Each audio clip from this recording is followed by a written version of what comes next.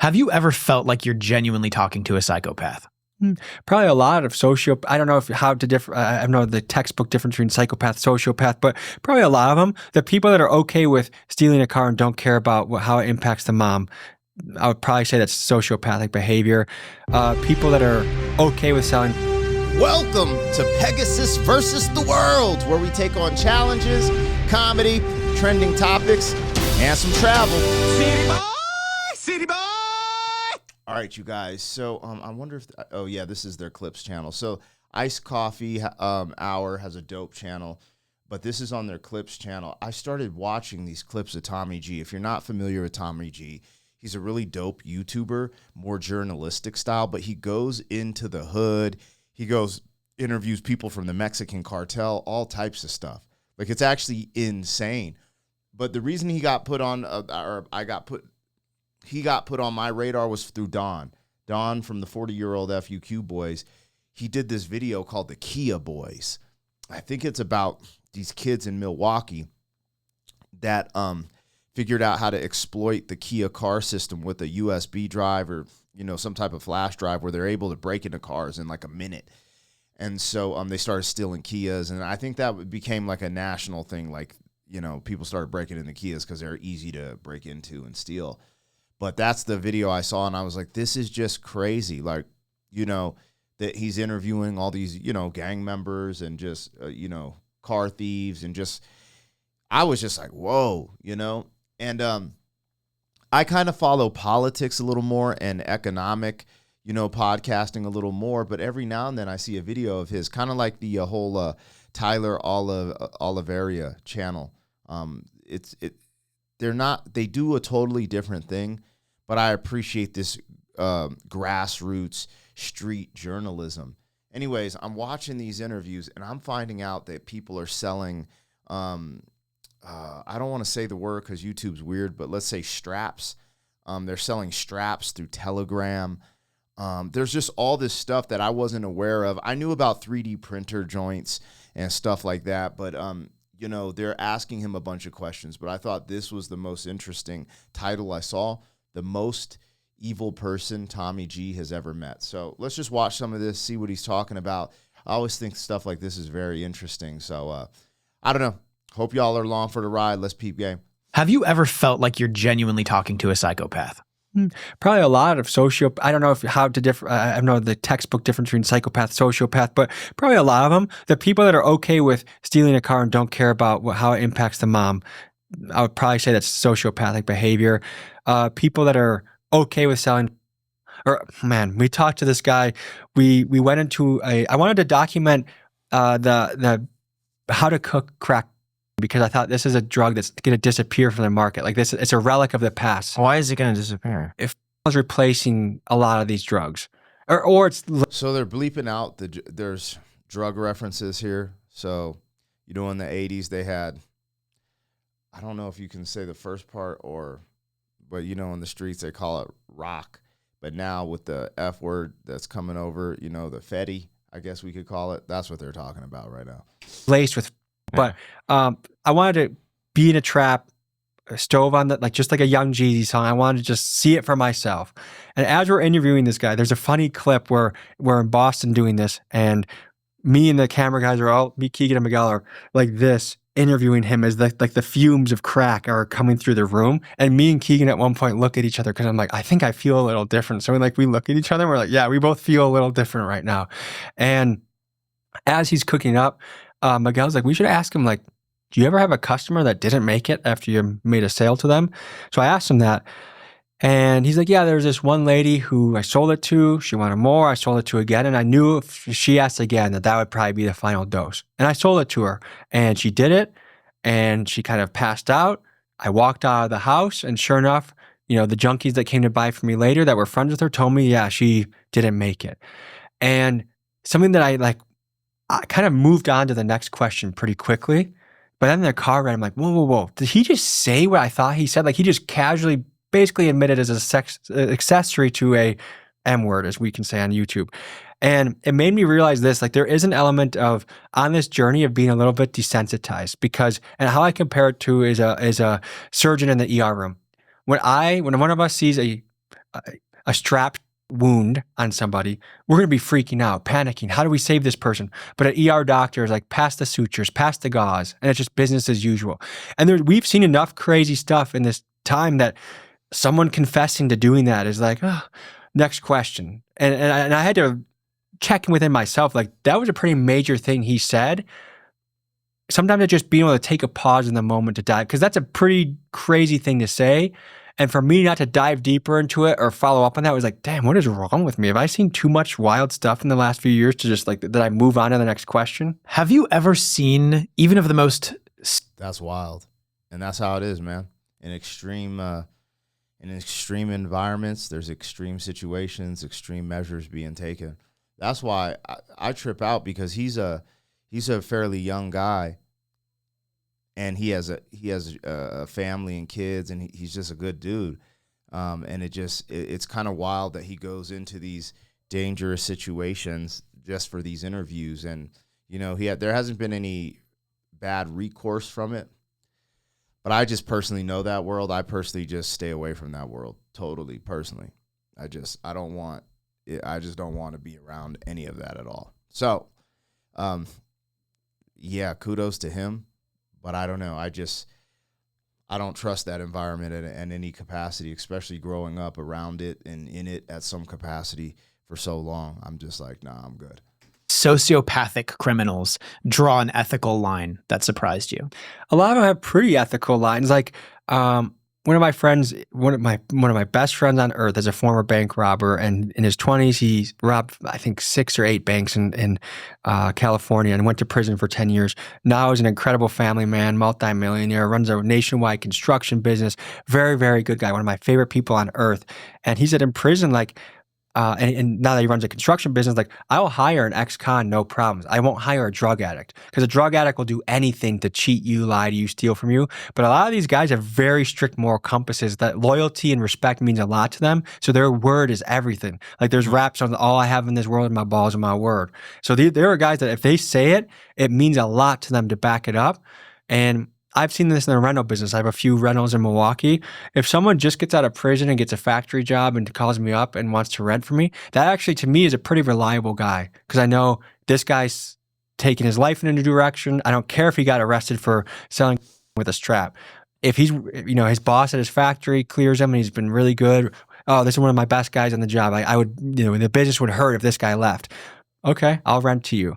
But a drug addict, and people like that, you really can't trust their word, because they're always scheming, because their addiction is their number one priority. Out of all of the people you've documented, is there anyone you genuinely just disliked?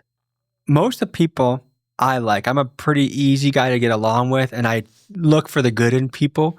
And there's like a little bit of a naivety towards me where I'm willing to see your good side, even though I know you do a bunch of other things that are bad. But totally dislike. It is hard to respect anyone that does something that involves women and children. Like if you steal from a mom, you're a PDF file. But I have trouble disliking people. Like even Tiffany Henyard, on paper, lying to my face, compulsive liar, ran her town millions of dollars in debt in a 2-year period. On verifiably a bad person. I enjoyed her. I like, there's an element of where I get the cult of personality that made her the way she is. And even though I wouldn't trust her, I wouldn't invite her into my circle knowing what I know about her, I had fun hanging out with her throughout the day. Let's talk about her. That's crazy, because he said cult of personality, and I had never heard that term until I reacted to Living Color, the band, on my main channel. If I didn't plug that link in the description. But I've learned so much from doing music reactions, but I've never heard that term, cult of personality, until I heard the song, Cult of Personality. She is known as the most corrupt mayor in the United States. Shout out Tiffany, by the way. Who is she? How do people catch on to her? What is she doing? Because she basically took this small town, the South Chicago village of Dalton, Illinois, and turned it into like a third world dictatorship where, she was getting escorted out of Tahoes that she paid $50,000 over asking for. She got a fleet of 6 of them. She would get escorted out, like a security guard would grab her hand, and she'd have police working overtime. And she, like the tiny small town mayor, like you guys have met really wealthy people, CEOs, billionaires, where they maybe have one security guard, if at all. You know, she's just a diva. She would sit in a queen throne and watch the town and like at events. She would make business owners do pay-to-play schemes, like, oh, if you don't donate $3,500 for the 4th of July party I'm trying to do for the town, well, then I'm not going to approve your liquor license. And so, like, she would nearly bankrupt people that wouldn't agree with her. She allegedly had rivals up. She just blatantly lies, and she basically used the town tax money to live a luxury life. First-class flights, steak dinners, wigs, Tahoes. The list does not end with how much she balled off of the taxpayers. And she also paid off the police, allegedly, right? So she paid them off by having them work egregious overtime hours so that it was in their favor to protect her and walk her around. Do you think she's going to pay any like penalties or crimes? Or Yes. is who's looking at right now, currently, the word on the street in Dalton is that there's a few people collaborating with the feds, and to not impede their investigation, because I have an idea there's like 2 or 3 main people that are in her circle that haven't been revealed yet, that it's one of them. The walls are closing in. They know that the whole thing is going down, and to me, there's no way she doesn't do time. Apparently, one of her former right-hand man is actively working with the feds right now. He knows she's going away, and he's talking as much as he can to kind of reduce his sentence. Was it YouTube that really brought this to light? Because I hadn't seen this before until I started seeing YouTube videos of people going to the city and like trying to track her down. Like, is that what made it mainstream? I saw a couple TikTok clips of her, and I know there's early guys to the party, like a guy, Spencer Cornelius, does a lot of investigative journalism that's really good. I just saw a couple TikToks. Like, I actually try not to watch almost any YouTube, like in my space at all if I can, because especially if I haven't covered that story yet, because I want to make it unique. I don't want to be influenced. But TikTok was what brought it to my attention. I'm like, oh, this is 2 hours from my house. Like, we got to go see this lady. Yeah. Usually I never even heard of her. I didn't even know this was going on. This is crazy. with federal investigations like that, you're never going to hear a word until they actually have a case. And once they bring that case, it's practically unbeatable. If the feds are going up against you, it's over 99% conviction rate. So the fact that it's confirmed that they're in town talking to people in those circles, and just how egregious she is. My favorite part of the interview with her was I kept asking her about these Tahoes, because why in the hell did you pay $50,000 over asking and have a fleet of Tahoes like you're Brad Pitt or something? And she just lied and lied and lied. And I got the paperwork with her signature on it. And I even took it out of my breast pocket and I showed it to her. And she's like, oh yeah, that was forged. And how do you double down on a lie like that? And then we even did signature comparison and like, how is it even possible that this could have been forged? There's just no way that it's not her that bought the Tahoes. And to me, it was just a fascinating study. I don't know how you would diagnose her. I don't know if she's a compulsive liar, a sociopath. There is a likable quality of her, but I genuinely think my hunch on her is that she's mentally sick. I think she is a good person that means well. In some ways, like, she genuinely has a love for some people in her community. Like, she wants to be the one that brings resources. Hey, you need a new sidewalk. Hey, you need food from the food pantry. I'm going to bring this to you. I want to show how much I love my city. She wants to be the source of it all. And anyone that would help outside of that, she would cut down or put licensing restrictions or permit restrictions in front of her. But I did get a warm feeling. Like, the first time I met her and walked into her room, like, she gave me a big hug. And I'm like, she had me living in this weird reality bubble where I knew everything about her was true and I knew how bad she was. But when I was in her presence, I'm like, have I been gravely mistaken? Like, is it possible? She just lives in this entirely different reality bubble. Yeah, sometimes the people who are Of Illinois, a Democrat. Let me see what's going on here. I just put as Tiffany the mayor. I didn't hear the last name. Tiffany Henyard, who served as the mayor of Dalton, Illinois from 2021 to 2025, is a member of the Democratic Party. Not that it's just rare to see, a black woman as a Republican. So I was just like, I keep hearing these crazy stories of the leadership in Illinois, Chicago, Illinois, and just to hear this egregious story happening in like a little small town in Illinois is crazy. I never would even known if it wasn't for this. are sick in the head like that are the most charismatic, nicest people you've ever met. Yeah. We've encountered a few, not to that degree, but a few people who are just so friendly that my guard is down. Mhm. I'm like, oh, this is just a cool guy, and then turns around and like just weird stuff goes on. That's how cults get started. I think we think going into it that this person's going to be so easily identifiable as evil that's going to be easy to not like them, easy to kind of mash them down. The reason that cults get started is because, and there's also some good to it, like the base level of Scientology has some decent self-development principles, but then you go further into it when they're doing child labor. There's so many dark things that are happening in that organization, but there's always a yin and yang to everybody. I don't think there's anyone that you can look at and they're just pure, all of their stuff is just bad. Yeah. And that's how they attract a following. So you've never met a single person that you thought is through and through evil? I've met guys that claim to be evil because I think they're trying to be tough on camera. There's this one, Afghani gangster that I met in California that he showed me proof of him robbing, like there's a Chinese triad gang that they run illegal black market grow ops. And he showed me the proof that he robbed them. He showed me the proof of, like they showed me this guy that they scammed that apparently he tried scamming them. And then what they did is they invited him to an area. He got into the car, pointed a strap at him, had him sit in the passenger seat as he drove around his own car. And he's like, if you move, I'm going to blam you. Like, show me the Snapchat video of that. And multiple other things that these guys had done. And he was like, yeah, I'm evil. Even him, I do think like he has an allegiance to his family. Like I think in a weird way, the money goes to help his family, his brothers and sisters. So no one I've met is purely evil. Damn, there's the answer.